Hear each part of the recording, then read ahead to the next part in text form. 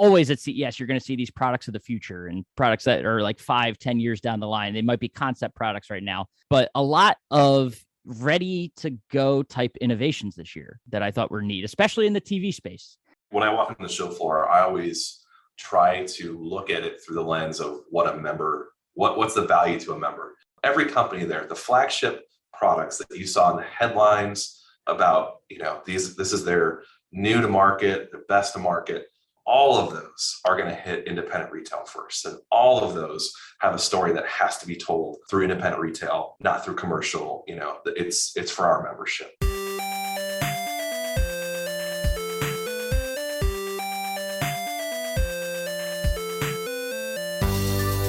Welcome into the Independent Thinking Podcast. This is your host, Rob Stott.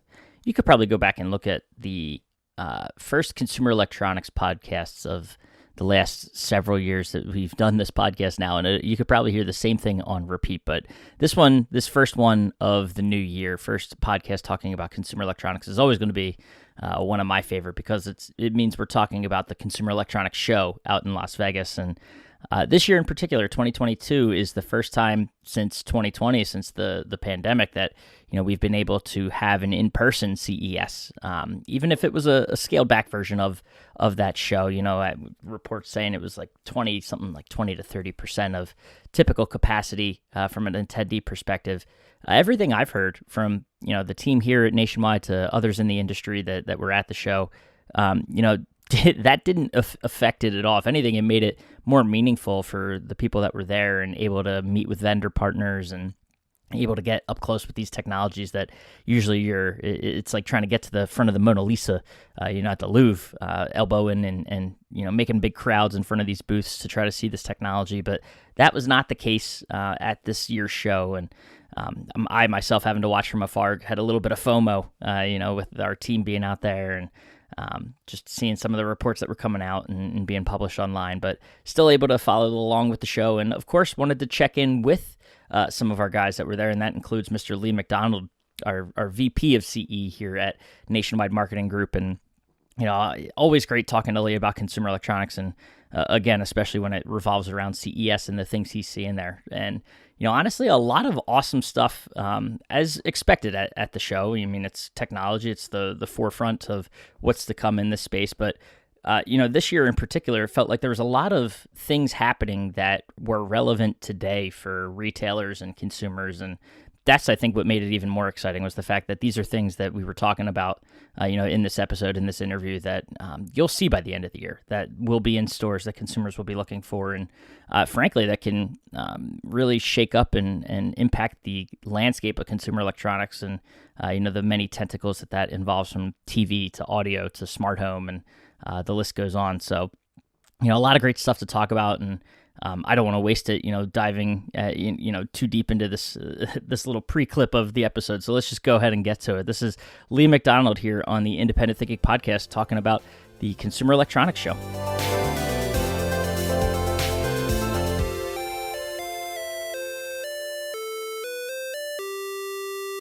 All right, we are back on the Independent Thinking Podcast, and we had a long break between our previous two episodes, and I think you warned me back when we recorded that episode that it better not happen again. So here we are 3 episodes later, and we got Lee McDonald back on the Independent Thinking Podcast.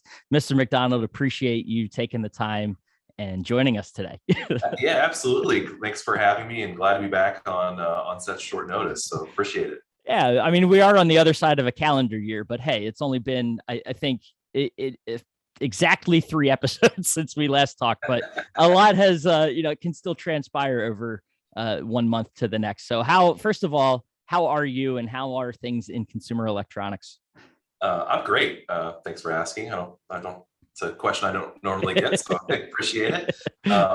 It's a busy time of year for us at Primetime, or at Nationwide. We're getting ready for our primetime show, which is a lot of work on behalf of our members and on behalf of our vendors.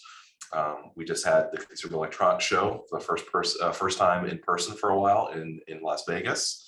A lot of our teams are going to Furniture Market in Las Vegas this week or next week, and then there's the Kitchen and Bath Show the week after that. So, for us here at Nationwide, it's a very, very, very busy time of year.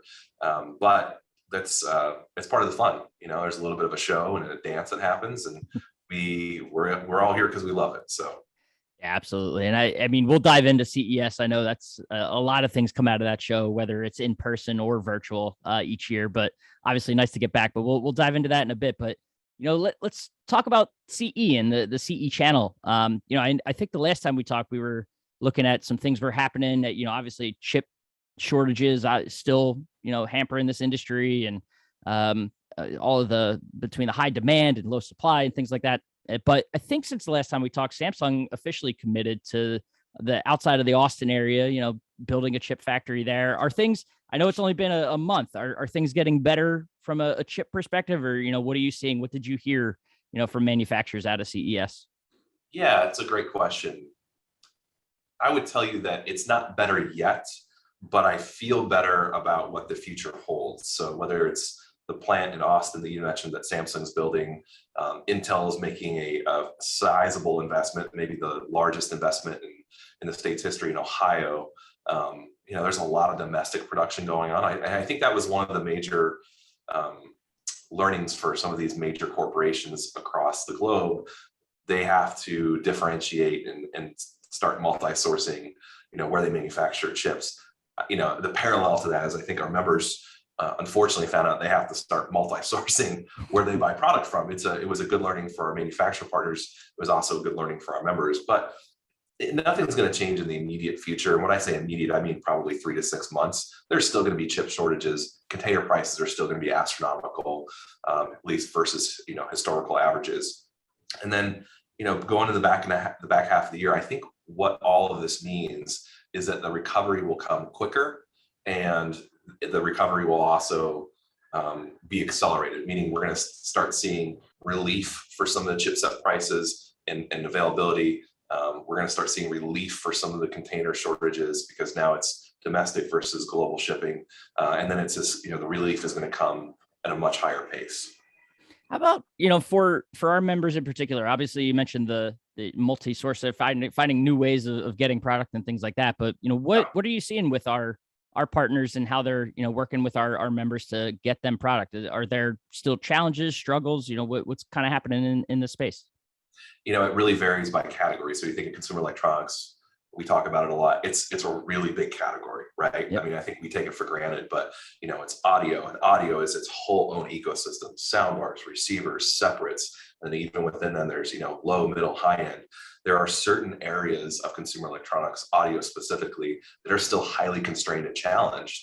And then you flip the coin and you look at like TVs and other things. There's a lot better supply. It's not perfect, but it's a lot better. I would tell you that one of my favorite parts of the job is working with our distribution partners, because I'm so incredibly proud of how they've stepped up over the last 2 years to serve our members. If you look historically around our shows, which are fundamentally buying shows, they're always we have to put the buy and buying group, but there's also a lot of other things that happen there. But for the buy side, we've gone to the last 2 or 3 prime times with tens of millions of dollars in inventory exclusively for our members. And that's one of the group's great values is, unlike some of our other peers in the space, we don't require you to buy from one partner or one warehouse in order to get access to our programs. So that's part of our mantra. We help members thrive on their terms. We work for them. They don't work for us.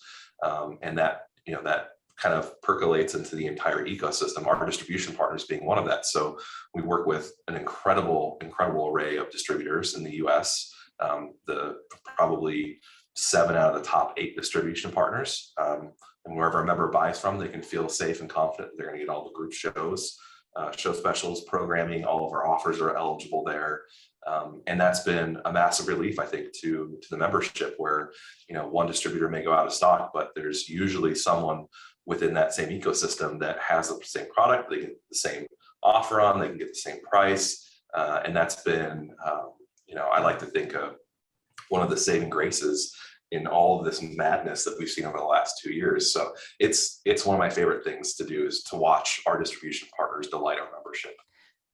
You mentioned the just the wide breadth of this category, and how it is so many different tentacles to the world of CE. I don't know if it necessarily correlates, with the challenges of some particular segments as opposed to others, but over this period, has any particular category surprised you in sort of how it's performed? Yeah, there's a lot of just really fun things and little data factoids that have come out of COVID. So the one that was not most surprising, but maybe should have been a little bit more obvious, was just how quickly the computer business grew. So the computer business in the US, I call it pre-pandemic, was really declining, outside of a few specialty retailers like Micro Center, fabulous retailer that I actually was fortunate enough to work for a while and taught me a lot about the industry. They were really the only retailer in the US that was growing consistently. But when COVID hit and everybody worked from home, I mean, it's like you couldn't find webcams in stock, you couldn't find monitors. Monitors are still back ordered. Computers went crazy. I mean, it was a little bananas how quickly that industry grew. The other category that was interesting was personal mobility. And personal mobility is just a fancy way of saying, like e-bikes and scooters, and different things like that. It's gotten to be so big that, they've given it a fancy title now. And that's how you know you have a fancy title. So personal mobility and e-bikes and other things, it used to be a few years ago, there was really only a few. And now what you've seen is this massive demand by consumers. And I don't think it's really slowing. I don't think it will slow for the next few years. But so much so that like Bird and Lime, the scooters that a lot of us as consumers were probably annoyed with because they're all over your city downtown and knocked over, and kids are going 40 miles an hour down the street, no helmet, and weaving in and out of traffic. Those companies now have gotten into selling those same type of products to the consumer market. Even my kids want an e-bike now, and like fundamentally, it's just I'm never going to buy my kids an e-bike, even though I own an e-bike. That was an interesting category that came up, and then just all of the fitness was another one too. So fitness was really people couldn't go to gyms; they wanted to stay healthy and stay active, but there was a lot of technology in some of those brands. Think of like Lifetime or Lifestyle Fitness, Ergato, Peloton, and all the Peloton imitators, and all of like the rowing machines. Those companies have also massively profited and benefited from the category. So it's just interesting to watch the ebb and flow of consumer trends and demand go from what can I go out of my house to do versus what do I now need to do within 30 feet from my door. No, it makes a lot of sense. And kind of a nice segue, because all those technologies sort of where you get to see them all in action is at CES in Las Vegas. And obviously didn't get to do that in 21 as the show went virtual, but 22, they despite some of the challenges leading up to that first week in January, man, they still had it happen. And I mean, you could even call back to what we saw happen to Cedia. Kind of felt that same, I don't know about you, but felt the same sort of vibe as we were running into CES. But they had it, and you guys went, and it was still a show. And you saw a lot of those innovative technologies on display. But start with being there. What was it like to be back in Vegas on the show floor and walking around CES, no matter the shape that it was in? It was actually really fun. I enjoyed it. I, like everyone, am nervous about traveling during a global pandemic.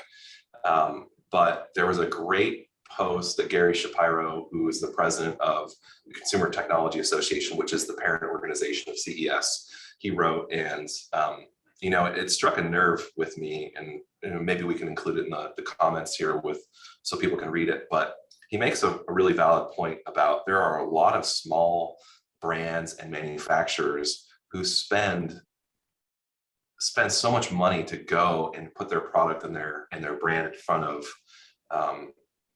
buyers and in the industry in general. This may be the only shot they get. They may have spent $30,000 to put a booth together and get there, and then if they don't have a great show, that could be the end of them.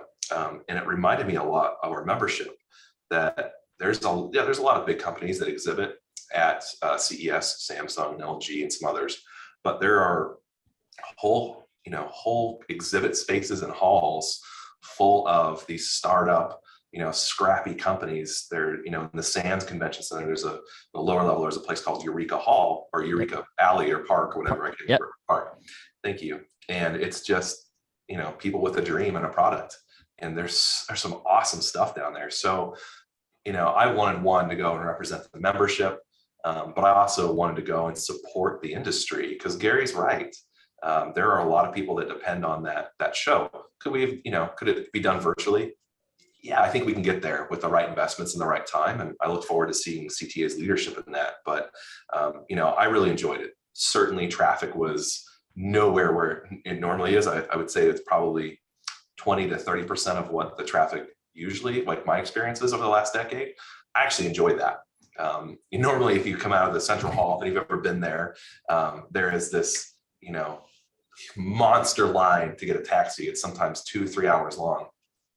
I walked out of Central Hall. I walked right to the front of the taxi line, and I got in no wait. I was that. That sounds like a vacation to me. Yeah, I wouldn't quite go that far, but yeah, I got from my hotel into the conference center in 8 minutes. I mean, I didn't wait for the taxi. My longest wait for the entire week was to verify my vaccine status and get my badge. That was about 45 minutes. So incredible jobs to the CTA, their entire organization. Yeah, it was strange to see some empty spaces with booths, but well, you mentioned the Eureka Park area, and that honestly, you talk about the companies that bank it all. That was the first area that came to mind, and exactly where you said, the bottom of the Sands Convention Center. I think they're typically like over 1,000 companies that are in that space that, that it's a pipe dream for them. They're there showing off a product that, it maybe still be like patent pending or it's this grand idea that they've had that they just want to get in front of press and trade partners and industry, people. And it's their one shot. So that is exactly the spot that came to mind. So to be able to, and you could do it like you said, you could try to do it virtually, but to be there and see these products and get hands-on with them, nothing beats that. So I can't imagine, those companies trying to do that virtually like they had to do last year. And just the excitement, I'm sure, it was in that space, had to be pretty cool. Yeah, and to your point about excitement, that's one thing that was consistent. It was nobody I talked to, from a vendor or other buyers in the industry or people I've known, nobody was like, "Oh man, I can't believe we actually did this." Everybody was incredibly excited. The energy was very, very high. I think there was probably a disappointment that we couldn't do it bigger and better, but we, again, kudos to the CTA for being as safe as possibly can and putting on the best show they could. Yeah, absolutely. And, even, despite the traffic and all that, the CES is always going to be packed with innovation and news. And we saw it if you were anywhere near a computer over, those first couple of days in January, you saw undoubtedly lots of news about CES and things that were being announced, and big companies, small companies, putting on, their best efforts to get news out there about these new products that they're unveiling. And one of the things that, I don't know about you, I'll turn this question on you too, but one of the things that struck me about this show in particular, even though I watched it from afar, was that always at CES, you're going to see these products of the future and products that are like 5-10 years down the line. They might be concept products right now, but a lot of ready to go type innovations this year that I thought were neat, especially in the TV space. I saw a lot of TVs talked about, OLEDs coming from Samsung and things happening there. So what was your sort of take on those products that you saw that, retailers, it could realistically see them by mid-year, end of year in their stores? No, it's a great question. I appreciate it. When I walk on the show floor, I always try to look at it through the lens of what's the value to a member, and how is this going to impact their lives? How is it going to impact their stores?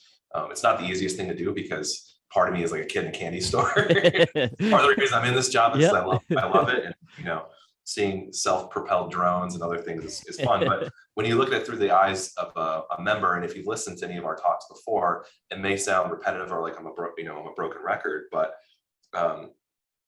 the more advanced technology that our manufacturer partners release, OLED's a great example. Nobody's going to Walmart to buy OLED. It just doesn't happen. There's a lot of reasons for that. And I don't want to disparage Walmart, but it takes a certain level of sophistication to sell that product, to demonstrate that product. And that product is primarily sold through regional independent retailers, the Main Street USA dealers that our membership represents the largest portion of. So I always get really excited, really energized, whether that's Samsung releasing an absolutely stunning OLED panel, or TCL rolling out micro LED that is, basically the thickness of your credit card, or, new products from LG, or Hisense short throw laser TV that won, basically it's the best thing since sliced bread, or, Samsung's lifestyle projector. All of the products, every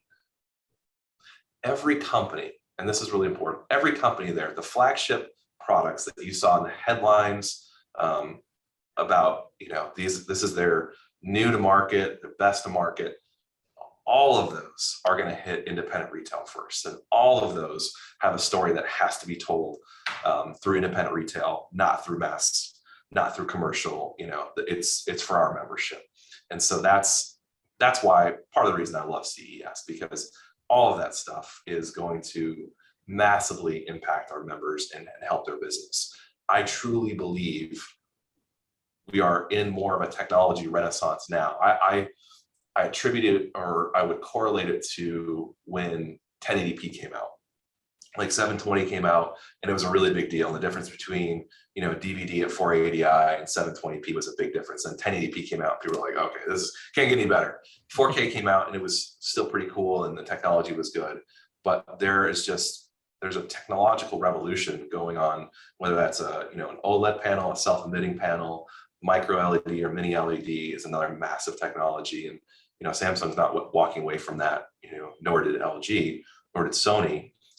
But there's all of these really great technologies coming out on high-end TV, which our members sell, predominantly in their stores. If you look at, if you come to Primetime, and you tend to see eMerge session, I share a lot of data about the group's performance versus the industry. So the industry ASP, an average selling price for a TV in 2021, ended up at $427. Nationwide members were over 1,100. So almost 3 times the industry average. And that's our members' power. So when I see these new technologies, ultra thin screens, ultra large projectors, it just gets me excited, because I know it's going to put money in the pockets of our members. Absolutely. And it always feels like every year, like, how can TVs get better? And to your point, that you felt like a little bit of a lull over the last couple of years, just in terms of, all right, we keep talking about it's getting better, but 4K, it was incredible, to your point. But now it all of a sudden feels like things they've taken a couple leaps and bounds forward. I don't know if it's because of the attention to supply over the last, they had to find ways to innovate and, improve the product, but it's just at a whole nother level right now. Yeah, I mean, you think about the one of the main benefits to selling consumer electronics, aside from the margin, which I will argue with any of my peers that there's more margin in consumer electronics than there is in any other category, and I have the math to prove it. But one of the other major draws is the traffic. The average frequency of shop for someone who is in the consumer electronics industry, you're going to draw a customer, every 2 to 4 years, 2 to 5 years. Furniture and bedding, maybe 8 to 10 years. You're going to see that customer once in a decade. Appliances, 7 to 10 years. And the reason for that is the majority of electronics, despite what you may read in the paper and the trades, the majority of that high-end television business is still done in a one-to-one transaction in a physical storefront. It's because people want to see the technology. So when all of these, to your point, 4K is a little old, it's a little, no, let me put it this way. Nobody is going to go out of their way to walk into your store to see a 4K TV, but they probably will come into your store to see a Samsung OLED. They probably will come into your store to see a TV that's as thick as 2 credit cards, or a projector that can go anywhere. It's a speaker, you can hang it from your ceiling. Those are types of things that will drive traffic for our members. And it's and people want to own that technology. There's a FOMO about not having the latest and greatest in electronics. It is the only category that we serve our membership with that is not a necessity. It's pretty hard to own a house in America without something that keeps or cooks your food. It's pretty hard to own a house in America that you don't have a bed or you don't have a couch. Nobody needs a TV. They want a TV. And so we and our manufacturer partners have a responsibility to help drive that excitement and attention. Our manufacturers, I'll tell you, they knocked it out of the park this year. There's some really, really cool stuff coming.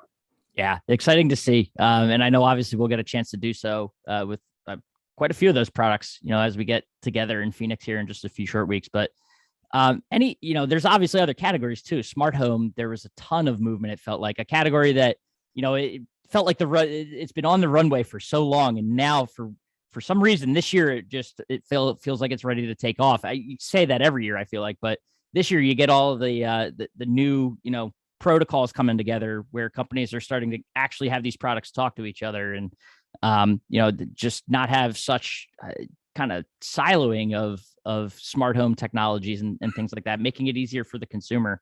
So many other categories to potentially talk about. Is there this is always the toughest question, I feel like, even though you see so much, is there one product that stood out, that to you at CES that kind of made you most excited, whether that's just you personally or for its potential for our members?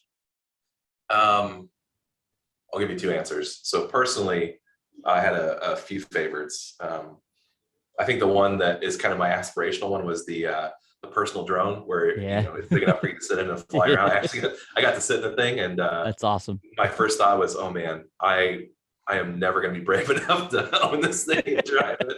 Maybe like 5 feet off the ground. But that was really, really cool to see that. And, that it wasn't a prototype; it was a production model, and they're ready to. They're working out the regulatory, the training, the flight.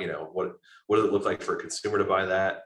Certainly won't be in the U.S. anytime soon, but that was pretty incredible. Something that's a little bit more realistic and down to earth is, Samsung had this 55-inch monitor. I think it was called the Arc. If you know anything about me, you know that I have an obsession with ultra large and wide monitors. And this trying to get you to share in that obsession, but it's been hard to date. So sorry, I'm doing my best, but that monitor was something else. I would encourage anybody who's listening to check it out. I mean, it's a 55-inch, essentially a 55-inch monitor you can flip to landscape mode. But what I really liked about it is the controls to resize the screen on the fly were just incredibly intuitive. Anybody can make an ultra large monitor. Running the software behind the programming is much more difficult. And the prototype that I saw from Samsung was almost flawless.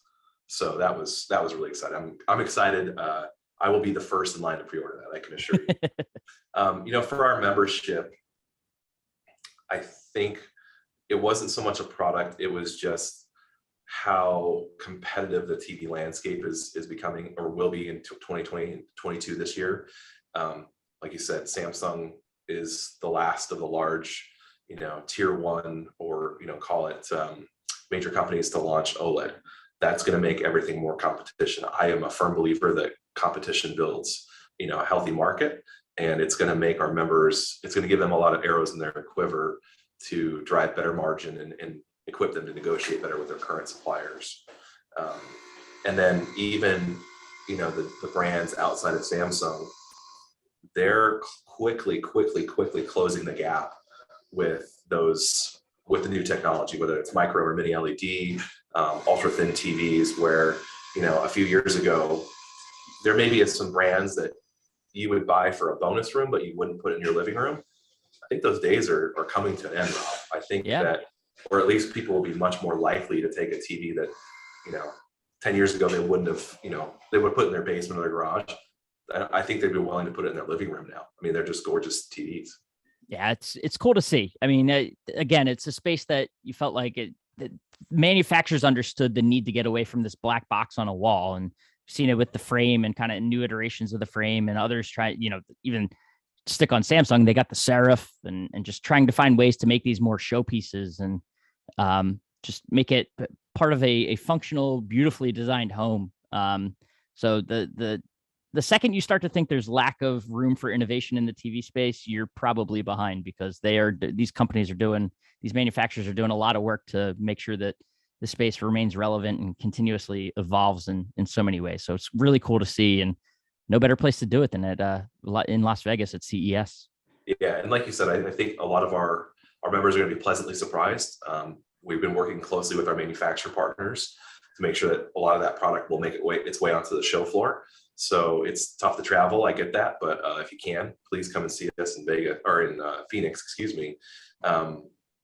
You're right. I mean, it's really, really exciting to see what they're doing. And we could spend an entire podcast talking about the new technology. I mean, we talked for the last probably 10 minutes on just TV technology. I saw incredible things in audio. I saw, we could do an entire podcast with Hank on the innovations in smart home and energy management. I mean, half of Eureka Park was smart energy management for your house, whether it's water heaters and everything else. We didn't talk about, Kohler or Moen. We didn't talk about Tempur Sealy or Serta Simmons and what they're doing in smart home. I mean, there is just so much cool stuff that our members can leverage in their stores to drive more traffic, to drive more margin, to drive just a better overall customer experience.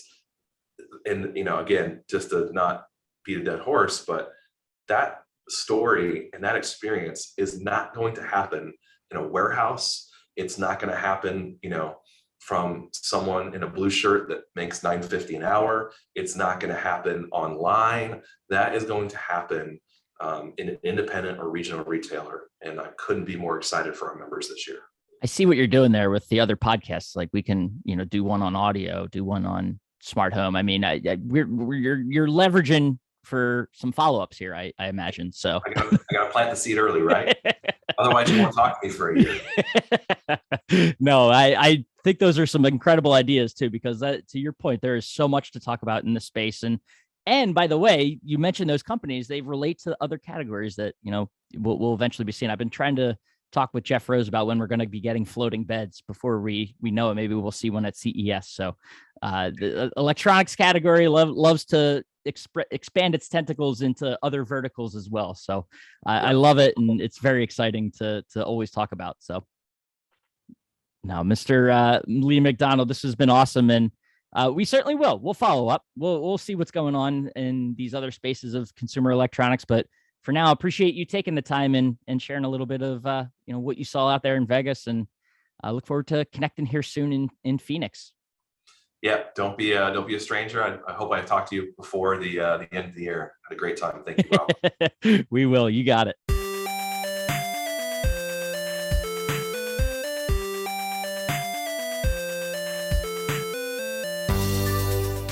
Awesome. And a big thanks again to Lee, for coming on just a few short weeks after his last appearance. And, we certainly, as he mentioned there, have a lot to talk about and other areas to explore, with the CE space that we saw at CES. So I'm sure it'll not be long before we see him or one of the other, members of our consumer electronics team here at Nationwide Marketing Group pop on this podcast to talk. So now awesome to catch up and hear the things that are happening in TV and, again, some of the other consumer electronic spaces, but, appreciate him taking the time and diving into it with us. So, and as always, we of course appreciate you listening to the Independent Thinking Podcast, and we will catch you next time.